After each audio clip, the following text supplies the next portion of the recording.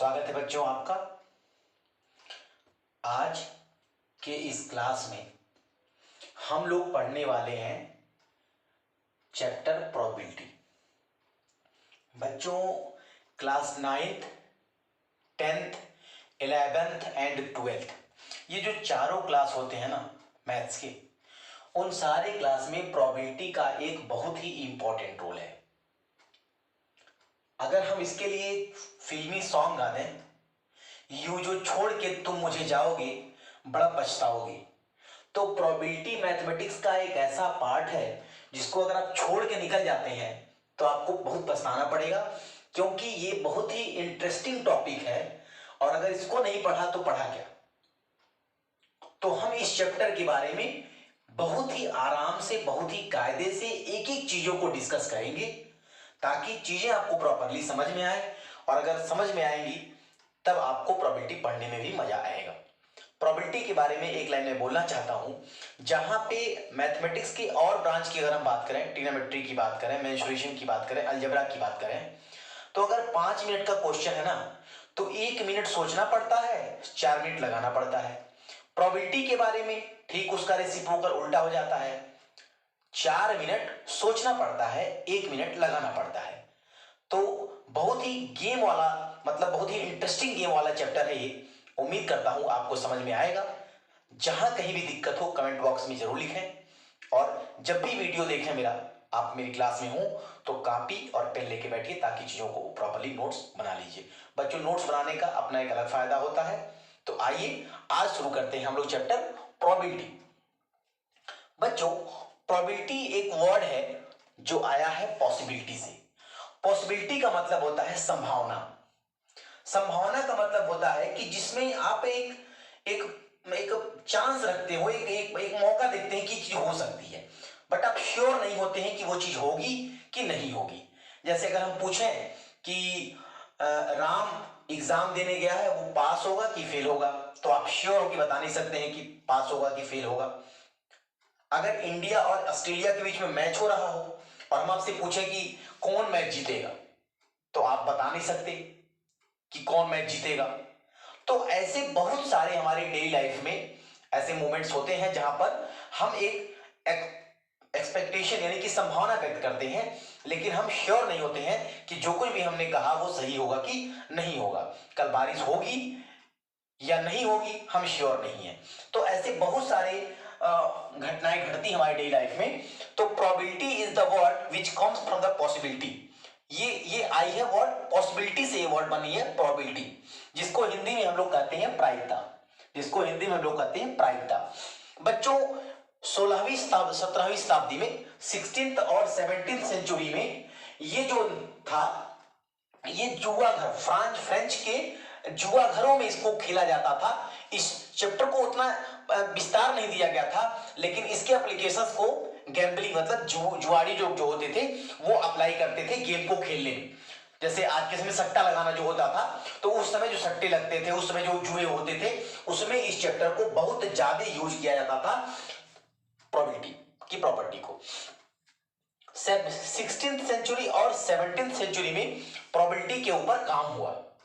16th century और 17th century में probability के ऊपर काम हुआ, और जो दो महत्वपूर्ण व्यक्ति थे जिन्होंने उसके ऊपर काम किया, उन दोनों के नाम यहां सामने लिखे हुए हैं। जेरोलामो कार्दानो। जेरोलामो कार्दानो पहला नाम बच्चों है जेरोलामो कार्दानो, जिन्होंने 16th सेंचुरी में गैम्बलिंग को प्रोबेबिलिटी में कन्वर्ट कर दिया, एक चैप्टर बना दिया मैथ का एक ब्रांच बना लिया। दूसरा जो नाम है 17th सेंचुरी में जो नाम ग्रो हुआ, उसका नाम है क्रिस्टियानो हुगेंस। क्रिस्टियानो हुगेंस नाम है, क्रिस्टियानो हुगेंस ये नाम है 17th सेंचुरी में, जिसने पहली बुक लिखी गेम ऑफ चांस। पहली बुक जो प्रोबेबिलिटी के ऊपर लिखी गई है उस बुक का नाम है game of chance. Game of chance, अवसरों का खेल, इस बुक नाम से ये बुक लिखी गई प्रोबेबिलिटी के ऊपर। बच्चों, अगर प्रोबेबिलिटी को हम पार्टीशन करेंगे, प्रोबेबिलिटी को हम कितने तरीके से पढ़ते हैं, तो पहला होता है प्रोबेबिलिटी का थ्योरेटिकल अप्रोच होता है, दूसरा एक्सपेरिमेंटल अप्रोच होता है, तीसरा एक्सोमेट्रिक अप्रोच होता है। दोबारा, फर्स्ट थ्योरेटिकल अप्रोच, दूसरा एक्सपेरिमेंटल अप्रोच, तीसरा एक्सोमेटिक अप्रोच। थ्योरेटिकल अप्रोच क्या होता है, कुछ स्टेटमेंट दे दिए, कुछ लाइंस लिख दी गई और उसके बेसिक हम क्वेश्चन सॉल्व किए प्रोबेबिलिटी का और हमने उत्तर बता दिया, जो कि हम लोग 9, 10, 11, 12 में करते हैं। तो ये हो गया थ्योरेटिकल अप्रोच। एक्सपेरिमेंटल अप्रोच जहां पे एक्सपेरिमेंट किया जाता है वो आपका एक्सपेरिमेंटल अप्रोच हो गया, जहां कर करके प्रोबेबिलिटी को चेक किया जाता है। और तीसरा एक्सोमेटिक, जब हमें खगोलीय पिंडों के बारे में, स्पेस के बारे में एनालिसिस करना होता है, पढ़ना होता है, जानना होता है, तो ये होता है एक्सोमेटिक अप्रोच होता है। तो बच्चों ये 3 ब्रांचेज होते हैं मैथमेटिक्स के, लेकिन हमको पढ़ना थ्योरेटिकल अप्रोच है। थ्योरेटिकल अप्रोच है हमारे सिलेबस में, तो हम ये पढ़ेंगे। अब बच्चों बात करते हैं प्रोबेबिलिटी शुरू कहां से होती है। तो सबसे पहले बात करते हैं एक्सपेरिमेंट के बारे में। एक्सपेरिमेंट होता क्या है, हिंदी में इसे हम प्रयोग बोलते हैं। तो प्रयोग होता क्या है, जैसे खाना खाना एक प्रयोग नहीं है, क्योंकि खाना खाने में कोई हमारे पास फेवरेबल और अनफेवरेबल आउटकम्स नहीं आएंगे, खाना खाने पे कोई परिणाम नहीं मिलेगा, तो ये एक्सपेरिमेंट नहीं है।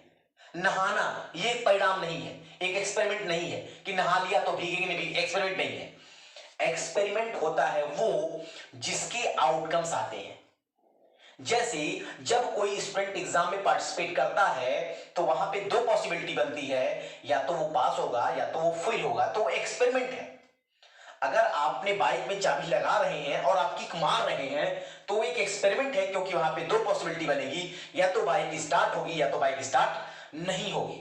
अगर आप एक सिक्के को टॉस कर रहे हैं, if you tossing a coin, अगर आप एक सिक्के को उछाल रहे हैं, अगर आप एक सिक्के को उछाल रहे हैं तो देयर द पॉसिबिलिटी ये हेड होगा या टेल होगा, हेड होगा या टेल होगा, तो ये एक एक्सपेरिमेंट है। थ्रोइंग अ डाइस, एक डाइस को थ्रो करना, एक डाइस को रोल करना, ये एक एक्सपेरिमेंट है, क्योंकि यहां पर बहुत सारे आउटकम्स आएंगे, बहुत सारे आउटकम्स आएंगे। 6 आ सकता है, 1 आ सकता है, 5 आ सकता है, 4 आ सकता है, तो ये एक्सपेरिमेंट है। उसी तरह से बच्चों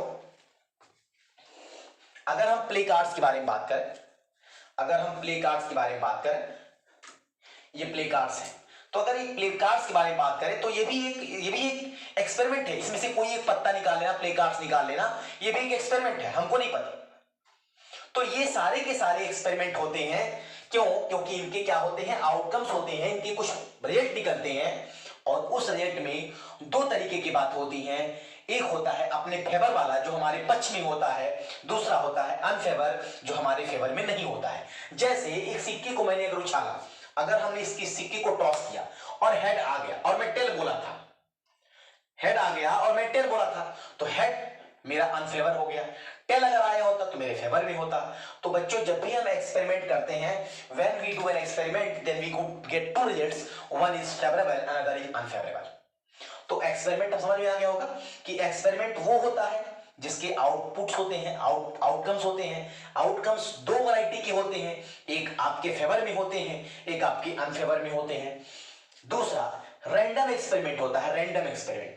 रैंडम एक्सपेरिमेंट बच्चों ये होता है कि एक ऐसा एक्सपेरिमेंट करिए जिसमें आउटकम्स हो, पक्का आउटकम्स हो। जैसे हमने एक डाइस को अगर थ्रो किया, अगर हम एक डाइस को थ्रो करते हैं तो इसके कुछ ना कुछ आउटकम्स तो होंगे, इस डाइस के कुछ ना कुछ तो आउटकम्स होंगे।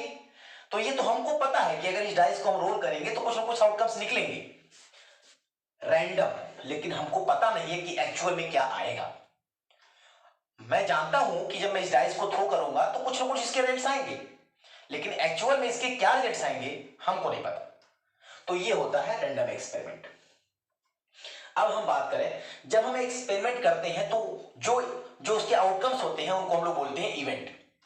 जो हम एक्सपेरिमेंट करते हैं उससे जो वैल्यू निकल के आती है उसको हम लोग क्या बोलते हैं, इवेंट्स बोलते हैं, घटना बोलते हैं, प्रयोग की एक घटना। तो उस घटना को भी हम कई तरीके से स्टडी करते हैं, उन घटनाओं के भी कई प्रकार होते हैं। तो उन घटनाओं की अगर प्रकार की बात करें, टाइप्स ऑफ इवेंट्स की बात करें, तो ये हो गया श्योर इवेंट। श्योर इवेंट बच्चों होता है कि जब कोई एक्सपेरिमेंट किया जाए और उसके आउटकम्स क्लियर हो, पता हो, तो ये हो गया श्योर इवेंट।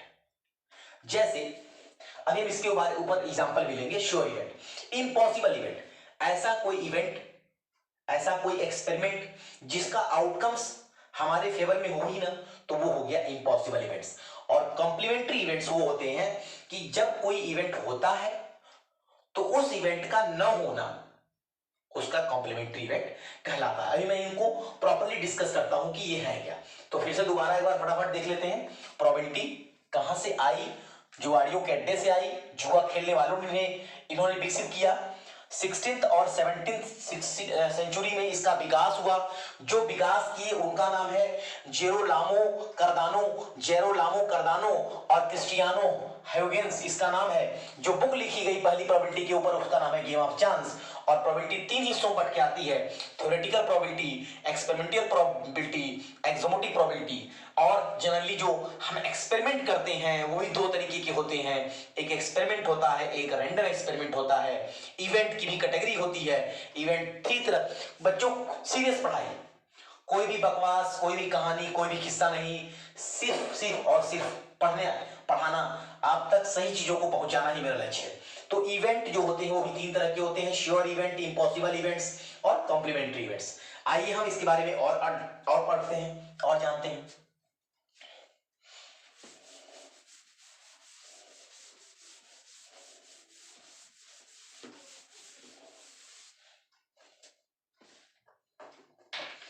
प्रोबेबिलिटी को बच्चों डिनोट करते हैं पी से। इसको हम लोग डिनोट करते हैं पी से, प्रोबेबिलिटी डिनोटेड बाय पी। और इवेंट को and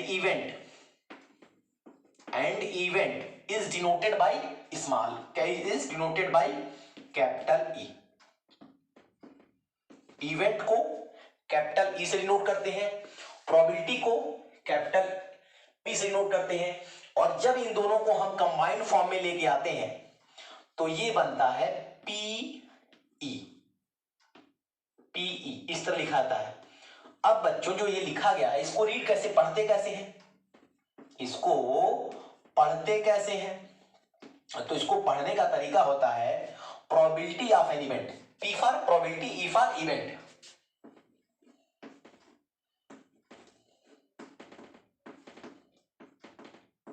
probability of an event, probability of an event, इसको हम लोग पढ़ते हैं पी को। तो बच्चों हम एबीसी के इसको नोटेशन कैसे, इसको दर्शाते कैसे हैं? प्रोबेबिलिटी को दर्शाते हैं पी से, इवेंट को दर्शाते हैं ई से, कंबाइंड फॉर्म हो गया पीई। अब बच्चों सपोज कर लीजिए मैंने एक क्वाइन टॉस किया, tossing a coin, tossing a coin, तो ये हो गया एक्सपेरिमेंट। ये हो गया एक्सपेरिमेंट, हो गया।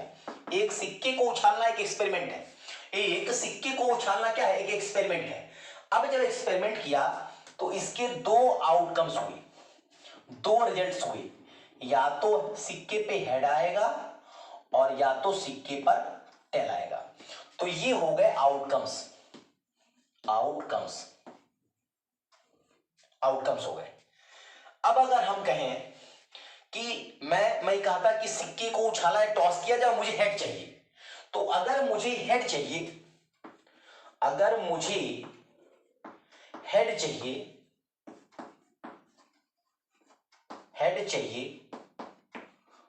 तो ये हो गया फेवर। अगर मुझे हेड चाहिए तो ये हो गया फेवरेबल।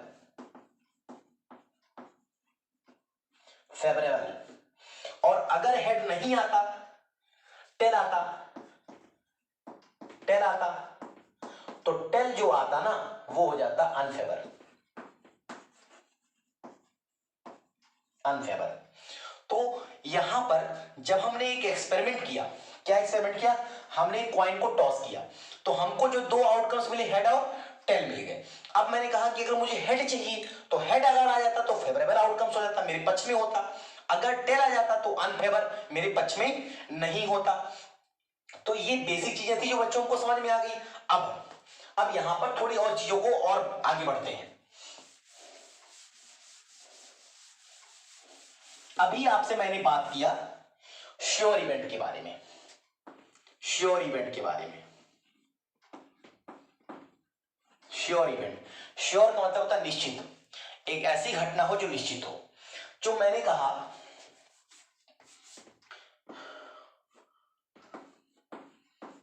रोल अ डाई, मैंने एक डाई को रोल किया। जब मैंने एक डाई को रोल किया तो मुझे क्या क्या मिलेंगे? ये एक एक्सपेरिमेंट है, ये एक एक्सपेरिमेंट है। डाइस को रोल करना एक एक्सपेरिमेंट है। उसके जो आउटकम्स होंगे वो 1 होंगे, 2 होंगे, 3 होंगे, 4 होंगे, 5 होंगे, 6 होंगे। ये हो गया आपका आउटकम्स। ये सारे के सारे क्या कहलाएंगे? आउटकम्स कहलाएंगे, आउटकम्स कहलाएंगे। ये सारे के सारे आउटकम्स कहलाएंगे। अब जब हम ये कहें, हम अगर ये कहें नंबर लेस देन 7, 7 से लेस नंबर होने चाहिए। मुझे चाहिए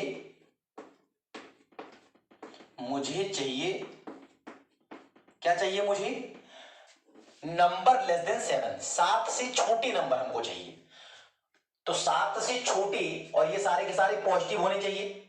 तो 7 से अगर लेस नंबर चाहिए तो भैया 7 से लेस 6 भी होता है, 7 से लेस 5 भी होता है, 7 से लेस 4 भी होता है, 7 से लेस 3 होता है, 7 से लेस 2 होता है, 7 से लेस 1 होता है।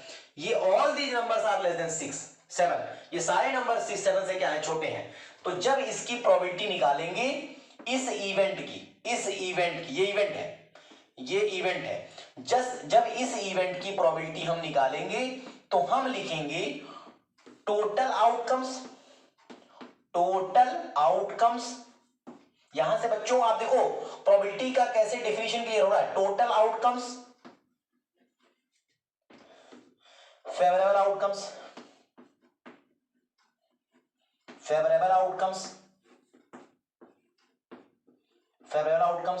तो टोटल आउटकम्स हो गया बच्चों 6। Total outcomes 1 2 3 4 5 6, total outcome 6। और जो फेवर में आपके होने चाहिए, जो चाहते हैं कि आपके फेवर में हो, आपने कहा नंबर 7 से छोटे होने चाहिए। तो आपका फेवरेबल कम हो गया कि 7 से छोटे वाली वैल्यूज। तो 7 से छोटी कितनी वैल्यूज हैं? 1 2 3 4 5 6, ये हो गया 1।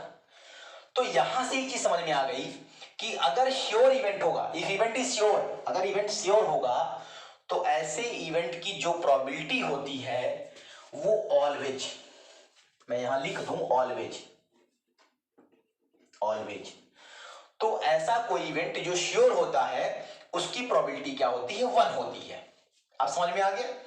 फिर से देखिए बच्चों, डाइस को रोल किया, टोटल आउटकम्स 6 हो गए। ये एक एक्सपेरिमेंट था, ये उसके आउटकम्स थे। Outcomes is known as if are events. मैंने कहा ना ईफ आर इवेंट्स, ये सारे के सारे इवेंट्स हैं, ये इनका आना एक इवेंट है।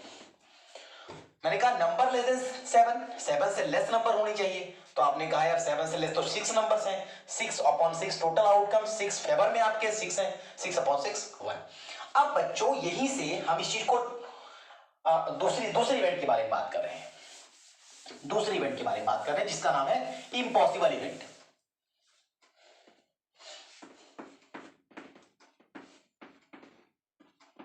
इम्पॉसिबल इवेंट बच्चों, जहां कहीं मेरा पूरा प्रयास होगा बच्चों कि आपको बहुत ही मन से मैं पढ़ाऊं। इम्पॉसिबल इवेंट, कोई बकवास नहीं, कोई शेरो शायरी नहीं, केवल और केवल पढ़ाना मेरा उद्देश्य है। इम्पॉसिबल इवेंट्स, असंभव घटना, इसको हिंदी में कहते हैं असंभव घटना, जो घटना कभी हो ही ना। इम्पॉसिबल इवेंट्स, असंभव घटना।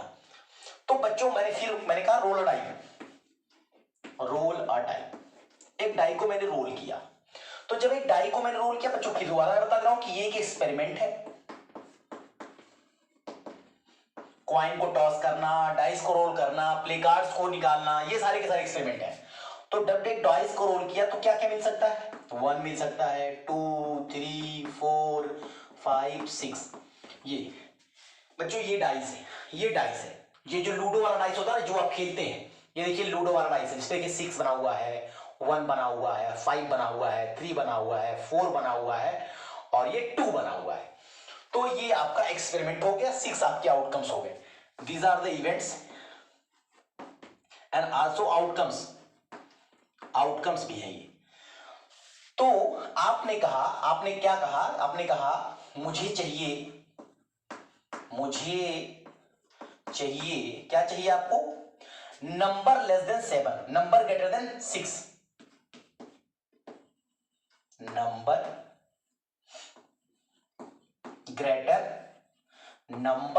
Greater than 6, number greater than 6, 6 से बड़े नंबर चाहिए। 6 से बड़े नंबर कहां होंगे? 1 less than 6, 2 less than 6, 3 less than 6, 4 less than 6, 5 less than 6, 6 is equal to 6। But I want greater number यार, बड़ा नंबर चाहिए। तो बड़ा नंबर कौन सा होगा? 7 मिल जाए तो बड़ा नंबर, 7 8 9 10 ये बड़े नंबर्स होंगे। But there are no number greater than 6, यहां पे तो 6 से बड़ा कोई नंबर है ही नहीं।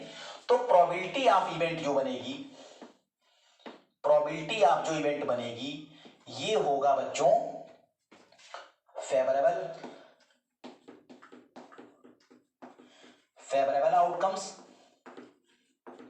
आउटकम्स जो आपके पक्ष में हो अपॉन टोटल आउटकम्स।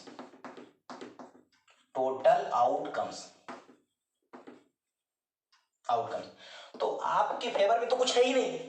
आपने कहा नंबर जो है वो 6 से बड़े होने चाहिए। अरे महाराज 6 से बड़ा कोई नंबर है ही नहीं, तो ये हो गया 0, ये हो गया 0। और टोटल कितने हो गए? 6। तो 6 अपॉन 0 तो पढ़े ही होंगे ना, 0 होता है। तो अगर कोई ऐसा एक्सपेरिमेंट हो जिसमें आउटकम्स आपका मिले ही ना, तो वो आपका होता है इम्पॉसिबल इवेंट। और प्रोबेबिलिटी ऑफ इम्पॉसिबल इवेंट क्या होती है? 0 होती है, 0 होती है। अब यहां से दो चीज क्लियर हो गई, दो चीज क्लियर हो गया कि प्रोबेबिलिटी ऑफ श्योर इवेंट,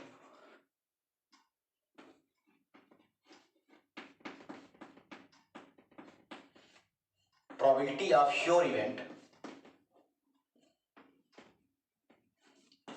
क्या होती है? 1 होती है। और प्रोबेबिलिटी ऑफ इम्पॉसिबल इवेंट, यहां से एमसीक्यू बन के आते हैं क्वेश्चन में, एमसीक्यू बन के आता है।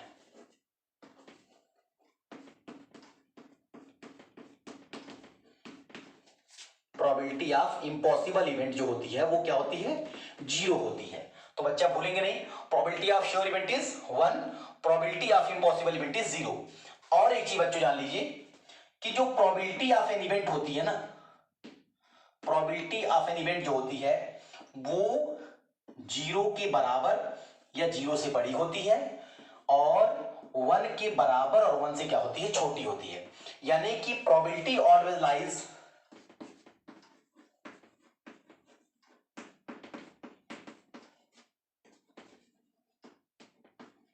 probability always lies between 0 and 1, probability always lies between 0 and 1। तो probability 0 और 1 के बीच में लाई करती है। आई थिंक ये चीज समझ में आ गया होगा। नेक्स्ट टॉपिक हम लोग लेके आते हैं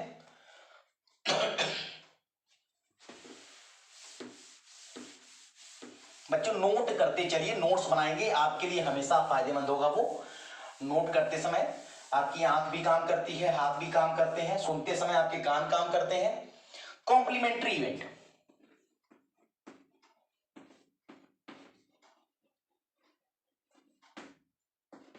कॉम्प्लीमेंट्री इवेंट, कॉम्प्लीमेंट्री इवेंट्स क्या होते हैं? सपोज कर लीजिए tossing a coin, tossing a coin, आपने एक क्वाइन को टॉस किया। तो जब एक क्वाइन को टॉस किया तो आपको क्या मिलेगा? या तो हेड मिलेगा या तो टेल मिलेगा। तो आपके जो आउटकम्स हो गए, मैंने कहा ना सिक्के उछालने में एक एक्सपेरिमेंट है, टेल या हेड, आपको टेल मिलेगा या हेड मिलेगा। अब अगर मैंने कहा हेड चाहिए, प्रोबेबिलिटी ऑफ गेटिंग हेड,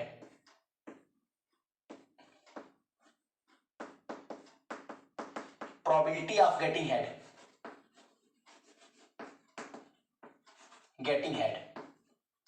अगर हेड प्रोबेबिलिटी आपको चाहिए तो हेड तो एक ही बार आया ना, ये हेड एक बार आया, तो probability of getting head is equal to total outcomes. Total outcome कितने? 2, 1 और 2। तो टोटल आउटकम्स 2, हेड कितनी बार मिलेगा? एक बार। तो ये हो गया PE 1/2। अब इसका कॉम्प्लीमेंट्री इवेंट, अब इसका कॉम्प्लीमेंट्री इवेंट क्या होगा? कलर चेंज कर दो थोड़ा। कॉम्प्लीमेंट्री इवेंट, इसका कॉम्प्लीमेंट्री इवेंट क्या होगा? कॉम्प्लीमेंट्री इवेंट, तो कॉम्प्लीमेंट्री इवेंट होगा इसका P not E, P not E, not E ना हो, पी नॉट ई। तो बच्चों इसको इस तरह भी लिखते हैं, इसको लिखते हैं पीई के ऊपर बार, पीई के ऊपर बार। तो कॉम्प्लीमेंट्री इवेंट ये हो गया। अब यहां पर एक चीज और लिख सकते हैं,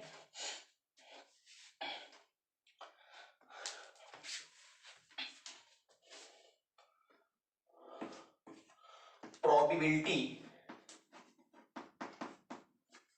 of event plus complementary event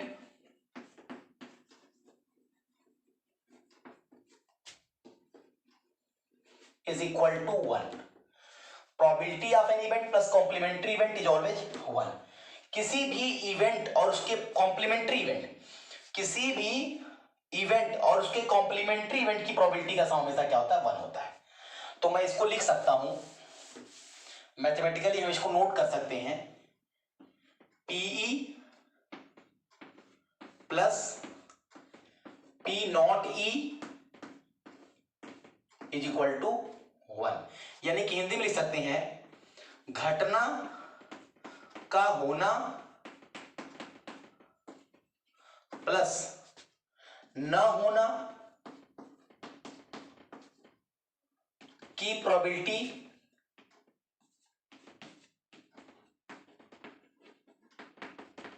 का सम 1 होता है। क्या होता है? 1 होता है। तो प्रोबेबिलिटी ऑफ एन इवेंट, किसी घटना के घटने की प्रोबेबिलिटी और उसके न घटने की प्रोबेबिलिटी का सम हमेशा क्या होता है? 1 होता है। और बच्चों एक चीज यूज करते हैं, बार बार पढ़ा जाता है, फेयर क्वाइन और फेयर डाइस, फेयर क्वाइन और फेयर डाइस। तो बच्चों मैथमेटिक्स में एक वर्ड यूज करते हैं वेल डिफाइन। वेल डिफाइन का मतलब होता है सिक्के को हम टॉस करते हैं ना, ये सिक्का है, ये सिक्का है, तो जब इस सिक्के को टॉस करते हैं, ये टॉस किया, अब टॉस करने के बाद या तो हेड आएगा या तो टेल आएगा, ये खड़ा नहीं होगा, ये वर्टिकली इस तरह से स्टैंड नहीं करेगा, तो ये डिफाइन नहीं है। तो कभी क्लास में गलती से पूछ मत बैठिएगा कि खड़ा हो गया तब, तो सिक्का या तो हॉरिजॉन्टल होगा, हॉरिजॉन्टल फॉर्म में ही आएगा, या तो हेड आएगा या तो टेल आएगा।